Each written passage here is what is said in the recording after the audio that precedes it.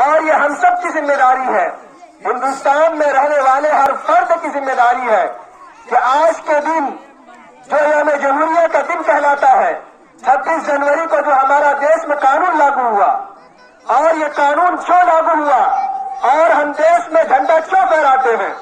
ہم اس تاریخ کو جاننے کی کوشش کریں۔ یہ جو ہم جھنڈا پھہرا رہے ہیں اور یہ جو دیش ہمارا تھا، ایک وقت ایسا تھا کہ یہاں پر انگریزوں کا قبضہ تھا، یہاں کے لوگوں کو غلامی کی زنجیر میں جکڑ کے رکھا ہوا تھا، لیکن یہاں کے رہنے والے ہندو، مسلم، سکھ، عیسائی نے مل کر کاندھے سے کاندھے ملا کر انگریزوں کے خلاف کمر بستہ ہوئے، میدان کارزار میں کود کر انگریزوں کو یہاں سے بھاگنے پر مجبور کر دیا، اور 1947 کو ہمارا یہ ملک انگریزوں کی غلامی سے آزاد ہوا۔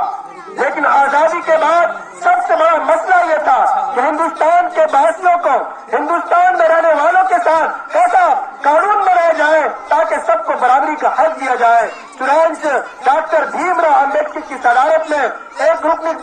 کمیٹی تشکیل دی گئی اور